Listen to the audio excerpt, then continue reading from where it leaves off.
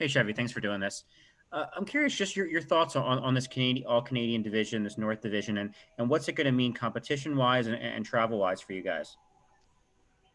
Well, it's an exciting, I think, opportunity. Obviously, the league and the Players Association have worked extremely hard to try to make some things, happen. A lot of behind the scenes work that obviously should be applauded to set up all the protocols and the like to move things forward here in Canada. Obviously, we took some extra steps here to make sure that from a protocol standpoint, we can cross interprovincially, and so we're happy that that's behind us. From a competition standpoint, I think it's going to be, it's so exciting. I think it's a unique time in this game. The things that we've had to do to push this forward are unique, and certainly having the opportunity to have a Canadian division where it's a one anthem game every night type thing, and the excitement that goes along with it will certainly be unprecedented. Travel, if you look at all their schedules, you'll see different blocks of travel. So there's going to be some interesting dynamics there. 2 and 3, and sometimes even 4 games where you're playing a team in a row. It's never been seen before like that. So it'll be interesting to see how that all plays out as well. And certainly crossing time zones, for us is if from a division standpoint is different than the other divisions in the game. So again, just excited to look at overall the possibilities. I know the coaches are extremely excited about preparing for the games. Alrighty, and we'll go next with Ken Weeb from Sportsnet. Go ahead, Ken. Thanks, Kevin. Just curious about the decision. What you can tell us about how the decision-making process will go into your taxi squad composition, especially given the sort of uncertainty with the American League and also, to a certain degree with the CHL itself. I think those are 2 big key factors that again we're in the information gathering stages of those things, trying to understand where the American Hockey League might have to fit in and how it might have to operate for us this year. There's a lot of behind the scenes discussions that are still ongoing there. So and certainly the CHL side of it does come into play when we have a young player like Cole Perfetti coming to camp, for the first time. And then just even the European situations, there's so much information that you're taking in and you're compiling.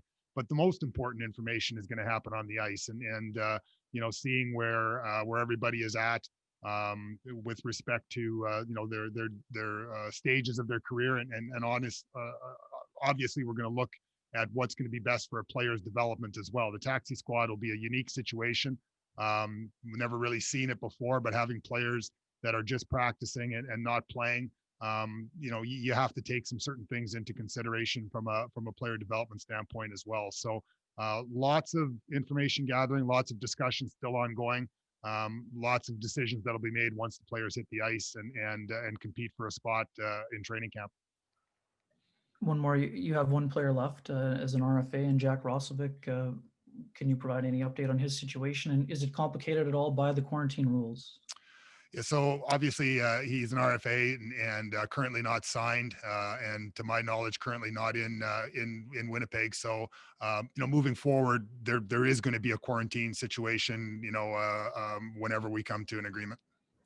Alrighty, we'll go next with Murat Tash from The Athletic. Go ahead, Murat. Hi, Kevin. Thanks for doing this. You mentioned Cole Perfetti is one of the exciting young players. I'm wondering what the quarantine rules will be as far as Cole Perfetti, Ville Heinola, and others joining camp from the Edmonton tournament. So currently, it's our understanding that regardless of their mode of transportation, to camp after the World Juniors, is that there is the modified quarantine type of thing. It's when I use the term modified quarantine, it's where you do testing on days 1, 3, 5, and 7, and then on day 8 you're able to come to the building and practice, and depending on where you come from, there might be further quarantines, but for the players coming from the World Juniors, to our knowledge, regardless of their mode of transportation, there'll be a 7-day quarantine. And just to follow up kind of on a prospects angle, do you have injury updates on David Gustafsson as well as some of the Swedish first round or Swedish draft picks from earlier this season? Yeah, so Gus did get hurt playing over there right before, I guess, their leagues paused. He sustained an injury. He's still recovering from that. So, he's over here and has quarantined and gone through that process already. His exact availability from the beginning of training camp will still be, I guess, determined as he gets more treatment. So I'm not 100% certain that he's available to us for the first little while of training camp from that injury lingering. So Torgerson, he got hurt very early in his season over there, and had to have some surgery. I believe he's on the recovery process, and hopefully when things resume, more normally, that he'll be back. Trying to think what else. It's been more just trying to focus on training camp here from that standpoint. With respect to getting everybody into camp healthy is kind of what I've been looking at. Alrighty, we'll go next with Sarah Orleski from TSN. Go ahead, Sarah. Thanks, Kevin. Just wondering whether or not there was a lot of speculation, obviously, during the offseason about the status of Patrick Laine, the team. At any point in time, did you talk to him when the rumors were going on, or have you spoken to him since he's arrived back in Winnipeg? I haven't spoken to him since he's been back. I've been in constant contact with his representatives, all the time throughout the long pause, or the long off season, I guess is more the better term. So we're excited. Obviously, camp is getting started here, and we think with some of the acquisitions that we've made, obviously adding Stas, we think we've got one of the better, if not one of the best top sixes, in the National Hockey League. So we're excited about, having the ability, to down the middle with Scheifele and Stastny on our top six, and with the quality of wingers like Patrick and Wheels and Nicky Ehlers and Kyle Connor. I think there's lots of different combinations that can be very, very dynamic. So we're excited, and I think you're going to see some good things. And you might have answered this bit with Ken's question earlier about the taxi squad, but just with your young players that maybe either would have necessarily gone back to junior, like a Cole, or whether it be AHL players, when you're looking at young guys that haven't had any pro experience yet, will the way that you deal with them this year maybe be different than what we've seen in the past, just given that you might not have the same sort of options for them leagues for them to play in? Well, I think the first and foremost thing is to find out, where we're at with our own American League team, and the abilities to play, and the abilities to to have a meaningful opportunity for players to play. The taxi squad obviously takes some players that might have been in the American League, playing games, and maybe puts them on your roster, or on your traveling party, I guess, so to speak. The CHL side of it is different. When there is no CHL, I think there is an opportunity to keep the players around here, for a while, and depending on the different situations that open themselves, maybe they get a chance to play in the American Hockey League, or maybe they get a chance to maybe skate with the team and practice with the team. But again, you're going to look at every person and every individual differently, and hey, maybe they make your team. Again, that's the opportunity that is there for training camp, and certainly for a player like Cole, or with Heinola coming from the World Juniors, they're going to have the advantage of playing at a high level, and really kind of be on the, I don't know, tops of their games, but certainly the rust will be out of their games more so than a lot of players that are just coming to camp on the 3rd. Alrighty, and let's go next with Carter Brooks. Go ahead, Carter. Hi, Kevin. Thanks for doing this. My pleasure. I just want to ask you, how important, or I guess helpful from both a GM as well as a team standpoint, was it to have both Mark Scheifele and Andrew Kopp involved with the return to play committee? Well, again, both guys, have a real passion, for the game, and so certainly when you have players like that involved in the decision making process from a player standpoint, that both of them are, have the best interest of the game at heart. But they're also players that are concerned and understand about being pro athletes. So they know the importance of protocols, and they know the importance of keeping safe, and certainly understand. And they're both, highly intelligent, people that again, function really well in those type of situations. And obviously, it was Mark's second opportunity to be part of that, and Andrew, again, I think had a very big role in that. And we didn't have any real inside information just because they were on that. Certainly, I think our players, might have been, more informed because, when you have two guys that are close to your team, I think, they probably got a little bit more intel, which is great, because one of the things, I guess, during a period where you're not playing, or you're in discussions, or that, you just want some information. So I guess we're fortunate that our players, had the benefit of some of their some of their teammates directly involved. Yeah, that's good to hear. Looking towards now, maybe from the fan perspective, and with obvious financial loss due to no gate revenue, etc., how can fans of the Winnipeg Jets maybe help the Winnipeg Jets, whether that's buying something, going somewhere, or watching something, with fans used to dishing out money for tickets, which can't happen now? What can they do to help out the club? Well, first and foremost, they can take care of themselves. They can be very vigilant in their practices, in their everyday life. Listen to your local governments, and try to help do the things that need to be done, when the time comes, in order to get back in the building, because that's really the most important thing we as citizens can do. It's something that it's incumbent upon all of us, not just if you're a sports fan or not, and we're all in this together when it really comes to that. So certainly, again, your support, the support of the Jets fans has been unwavering, and for that we're eternally grateful. And when you see the fans, walking around, and at this time of the year where, obviously it's a winter time here, and you see the toques and the scarves and the jackets of the Jets, you certainly know that they're missing it, and they're longing for it. And all we can do is hope to provide you guys, some great entertainment, and some opportunities to maybe want to stay at home, and because that Jets game is going to be on tonight, as opposed to maybe going out and doing some of the things that we're not supposed to be doing. Alrighty, we'll go next with Brian Munz from TSN 12. Brian Munzy. Kevin, can you update us on the status of your roster right now? Like, for the most part, are all your NHL players in town, and will they be ready to go on Sunday when camp begins? So all of them are in town. There's a couple of, quarantining things that will probably maybe delay one or two, just with logistics, getting Mikhail Burden out of Russia, with some flight logistics and stuff like that. I think is an ongoing, was an ongoing thing.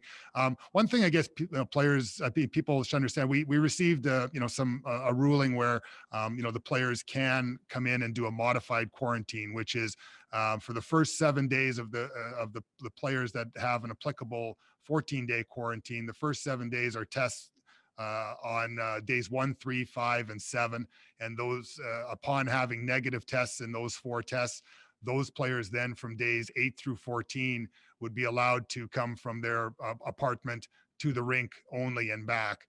The rules are, and we received that, from the federal government. I think we actually got it on Christmas Eve, and it's applicable for anybody that had crossed, that was under that quarantine restriction. It is interesting. The NHL, has taken another level of quarantine as well, where even though interprovincial travel from the West, there really isn't a quarantine coming into Manitoba. The NHL is mandating a 7-day, 1, 3, 5, and 7 testing protocol for those players as well. So we're trying to keep, although we're not in a bubble and we're not in a sealed environment, we're trying to limit, and the protocols are such that you're trying to make sure that you're keeping that group as tight and as safe as possible. There's limitations as to the number of players that you're allowed to bring to camp. 36 skaters and plus goaltenders is the ruling. And as far as everybody's being in Winnipeg outside of, I think we indicated that I don't believe Jack is as an RFA yet. I believe everybody will be in and will be quickly out of their quarantine. Are your 36 players pretty much set, or will you look at any PTO opportunities or anything like that?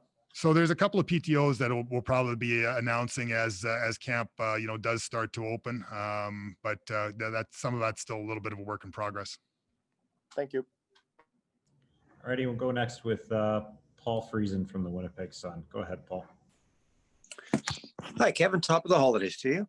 Thanks very much. Same to you. Yeah, appreciate it. Patrick Laine's agent has said that a trade would be in his best interests. How concerned are you about kind of letting that sit, letting it fester, and becoming a problem that has a negative impact on either Patrick or the team? Well, I think, again, everybody's a professional, and I certainly, I was a professional trying to do my job this summer in looking at all the different options, to improve our team. And I think that, we have done that. I think we've had some acquisitions with respect to, Stas and obviously even adding players like Thompson and Forbert from an experience standpoint, help. As far as, with Patrick, again, I assume he's probably going to have one of his best years of his career, given the group of players that we have and the professionalism that is there, and the maturity level that, that all players gain, year over year over year. I think just, helps us move forward. In the bigger picture, what could you speak to the optics of playing games and traveling at a time when most of the population is restricted from doing those very things? Well, it's something that's not taken lightly, and I've had the fortune of being on some of the calls between the provinces and the Players Association and the National Hockey League, and the level of care and the level of detail that has gone into the protocols and the restrictions that are there for teams on the road, making the commitment that you're only going from the hotel to the arena and back to the hotel and on to the charter. It is going to be a real restrictive environment when it comes to the players and their duties in this whole thing. From a societal standpoint, again, we're all going through some real tough times here with respect to having to stay inside, having to quarantine, not being able to see families, during Christmas or, during the holidays or respective gatherings that are traditional to everybody. One thing, again, that hopefully we can do is provide them an opportunity to maybe get some joy and some enjoyment, with respect to something that makes them, hopefully feel good or hopefully feel passionate, about. So having sports is more than just, I think, about the wins and the losses. I think it's about a mental psyche of a community and a mental psyche of a society in a lot of respects. So I think everyone's looking for something to make them feel good, and we hope that we can provide that in a lot of different ways. Ready? We'll go next with Mike McIntyre from the Winnipeg Free Press. Go ahead, Mike. Hi, Kevin. Belated Merry Christmas and Happy Holidays to you and your family. Thanks. Same to you. Just a technical question on a player like Jack Roslovic. So in the past, when you've had RFAs, I'm thinking of Josh Morrissey. He was in Winnipeg skating, but he's a Canadian citizen. Yeah. I think last year with Patrick and Kyle, they were back in Finland and Michigan at the time until they got the deals done. There obviously weren't quarantine issues in place there. Could Jack conceivably be in Winnipeg right now, or is there a work visa issue that would prevent that because he doesn't have a contract right now? Well, technically he doesn't have a contract, but if it were a situation where he wanted to come, I guess there's different ways to look at it. But it's not something that has been explored yet. But he would be obviously subject to a quarantine. Everybody, I guess, not just Jack. Right. Everybody, whether we bring in someone on a PTO right now or whether we bring someone outside of Winnipeg into our situation, they're all going to involve a quarantine. Players can cross the border if they have been invited to training camp. Okay. And then just a non-Jets question, a person that's near and dear to Winnipeggers. It was announced earlier today that Jonathan Toews is dealing with an illness and isn't going to be ready to start the season. He's obviously someone you got to know. You won a Stanley Cup as part of that organization with him. Just your thoughts on what he's going through and what he maybe faces here. Well, I think it just goes to show that everybody's, human, whether you're a player, whether you're a rookie, whether you're a 10 or 12 or 13-year vet. There's lots of things that go on in people's lives, and I don't know the exact specific of what Jonathan is going through, but at the very core, I do know, how much that organization and all organizations care about their players, and their, first and foremost, thought always comes, to the health of the player, and so our best wishes go out to Jonathan as well, and I didn't get a chance to see him, in the off season. Usually you do run into him, but with all the restrictions, that do go on, I think everybody was more to themselves, so never got a chance to see him. But my thoughts also, go out to Henrik Lundqvist, who, is going through, the heart condition that he's going through. Again, these guys are great players. They're wonderful ambassadors to the community, but they're good friends and good family members to many people as well. And we'll go next with Kelly Moore from CJOB. Go ahead, Kelly. Thanks very much, and Merry Christmas to you, Kevin. Merry Christmas. Yeah, you bet. You were mentioning that, the fact that you can't get out and travel and that sort of thing. Normally at this time of the year, you and your scouts would be at the World Junior Tournament. So I'm just kind of wondering how different it has been, and if it impacts, I don't want to say negatively, but certainly from a challenge aspect, to scout these players as you normally would, whether they're Cole Perfetti and Billy Heinola and Henry Niekkonen or others that might be on your radar. How different has that been for you and your scouts this year? Well, it's been very different, and it's something that you're constantly trying to evaluate and constantly trying to come to grips with. You're right. The World Juniors is just it's such a wonderful scouting event. Not only, in a lot of cases it's for the amateurs. There's generally a lot of European players that are up for the draft, and sometimes there's US players and Canadian players, although mostly those players are drafted. But from a management perspective, it's such a great evaluation tool to see the top prospects playing against each other and against their peers. So and again, you can watch it, and you've learned to adapt, and you've learned to use video. Everyone becomes a video editor at some point in time here, throughout this pandemic. But it still doesn't take away from the the human scouting aspect of things. And the real interesting thing, and the dynamics that we're all going to have to still be faced with, is going to be the draft moving forward. And you've got, again, the current CHL situation. Is something that everybody is monitoring on a regular basis, because it's such an important aspect of the drafting process. You've got college and USHL in the US that is going, and then some days you'll get a text or something like that they're not going. So you just have to maintain that adaptability and that flexibility. But unquestionably, it's going to be have an effect on how decisions are going to be made when it comes to those respective things like the draft, and even evaluating and potentially seeing where your prospects are at from a development standpoint. And I know the trading deadline is up the road a bit till the middle of April. But just in terms of, I was listening to you talking about like a person like Jack Roslovic, for instance, coming into the fold and having to quarantine.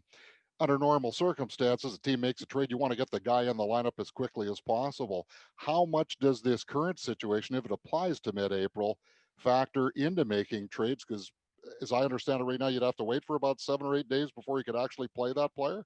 Yeah, I think unless the current protocols will change as we get into the season, the protocols for bringing a player in that hasn't been part of your team or hasn't been part of your taxi squad or hasn't been part of, hasn't met certain criteria, will be a 7-day, minimum 7-day type of quarantine. So again, it'll factor into your decision making process, and then it'll become normal. Like we have to find a new normal, a way of doing business.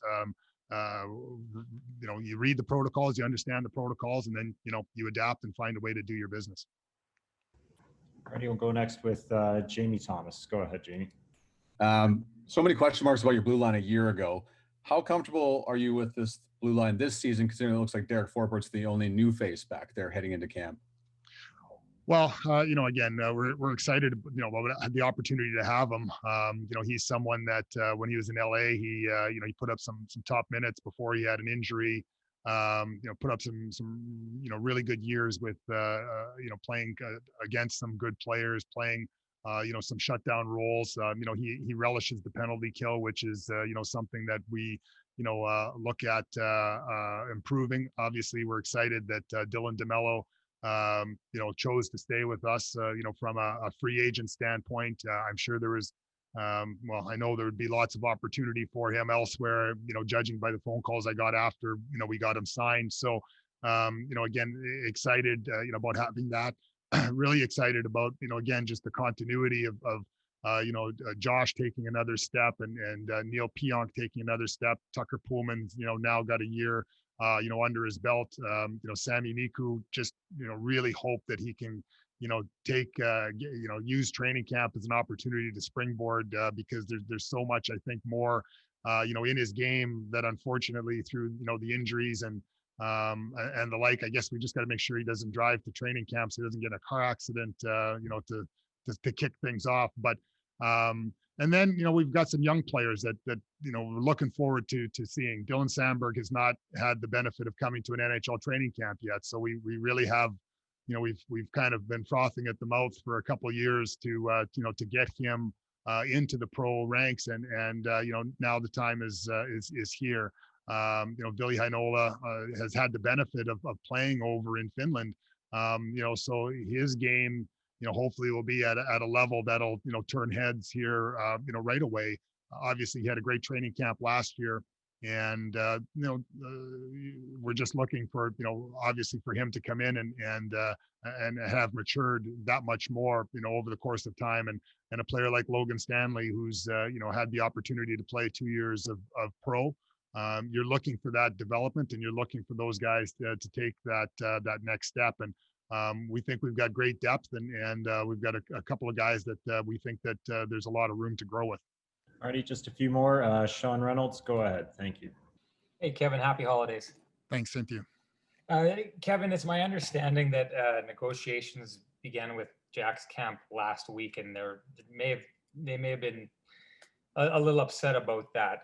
What can you tell us about the timing of starting those negotiations at that later date?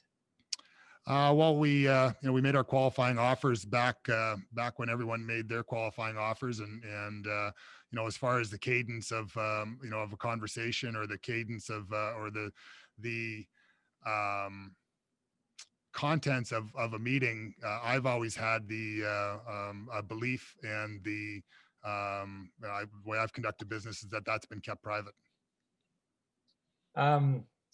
When the schedule comes out, I think, sometimes as journalists and fans, you take a look at it and you just think a season's going to unroll just as it looks on the calendar.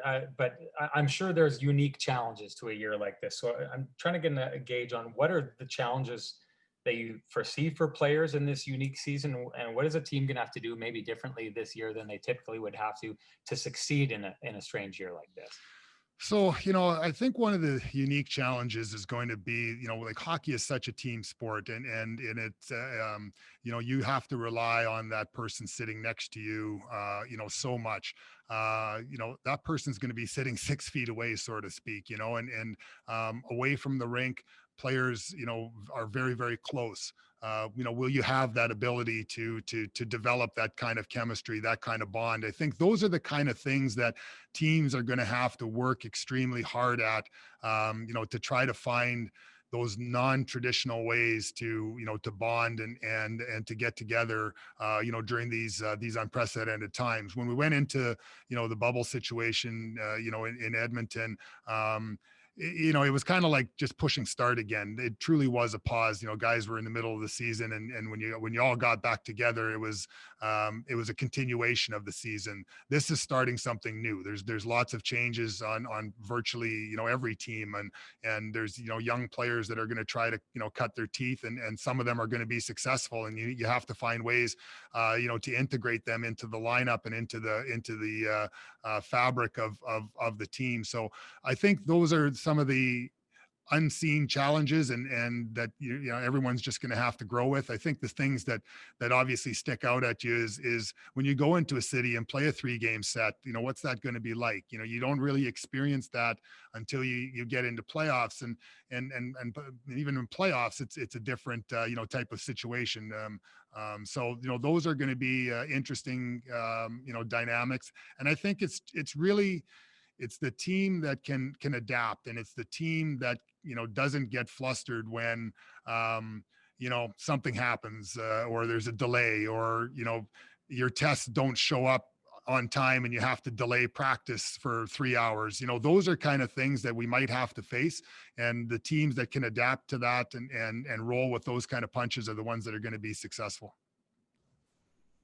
All right, we'll go next with Scott Billick from the Winnipeg Sun. Go ahead, Scott.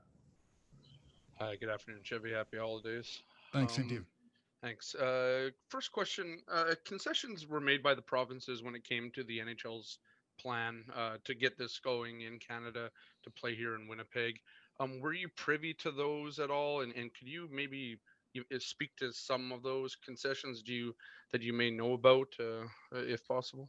Well, I think what the provinces were concerned about is to make sure that the level of care was there with respect to the protocols in general. I was not part of the greater protocol making process. That was done obviously in conjunction with the Players Association and the league, but it was done by the doctors of both respective groups, and it was enhanced by the further discussion with the various doctors and healthcare agencies in Canada.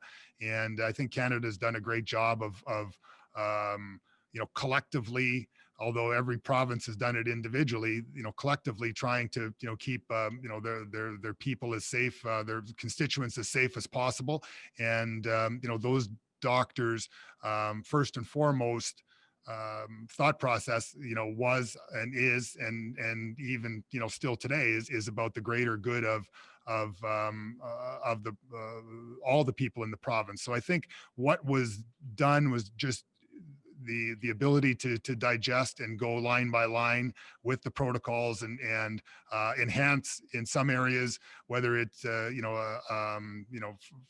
the testing times or the cohort type of things with respect to training camp, or the what ifs if a player does test positive and has a family, and those things are all contained in the NHL protocol. And I think it's just a matter of spending the time with the different provincial jurisdictions to go through all of their individuals. And some places had more concerns in one area, some places had more concerns in another. But I think at the end of the day, they all understood the the stringency that is being placed on the players with respect to traveling and going into a different jurisdiction. Thanks for that. And just a second question. What happens, let's say Cole Perfetti comes to camp, doesn't make the team. I assume you don't want him on a taxi squad because he's not playing, but if the CHL isn't playing, would you be looking to move him into a team in Europe? Like, what are the options for guys like that you would rather keep playing if let's say the CHL or even the AHL doesn't move forward? Well, I think there's lots of ifs there. So obviously we don't know what the CHL situation is, and one thing that we are trying to figure out is our own American League situation. So I think it's my understanding that if in the short term that there's the CHL has not started yet, we wouldn't be under the same restrictions of sending a player that is eligible to be in the CHL back right away. Usually, under normal times during training camp, there's that period of time where you're allowed to keep people in training camp, and then at some point you have to send them back to junior. We don't have those restrictions right now because junior's not operating. So, it'd be something that we would, take all things into consideration. Europe is certainly, it could be an option, although even European, sometimes their situations have shut down as well. So again, all things are on the table, but including, the ability to have a player with the American Hockey League that maybe in other normal circumstances might not be there. But we haven't assigned anybody anywhere yet because we're looking at giving everybody an opportunity to come into a camp and really show where they're at. And those young players, as we've seen last year, can certainly surprise you. Thanks for that. And the final question goes to Patrick Williams. Go ahead, Patrick. Hey, Kevin, thanks for doing this. Just a quick question. If the Moose do play, given the players you'll have on the taxi squad, how would you and Craig, go to look to construct that roster, given, the gaps that are on that roster right now?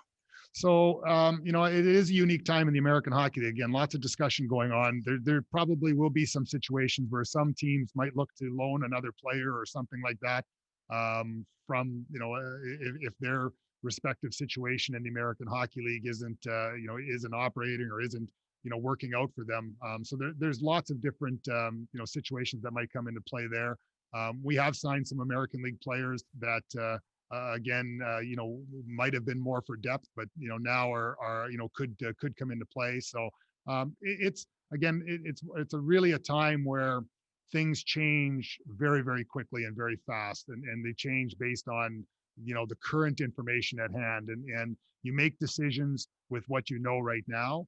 And again, you may have to make another decision down the road with information that you gain because of what you have learned. So I guess it's a time where adaptability in the National League is important. Adaptability at the American Hockey League is paramount.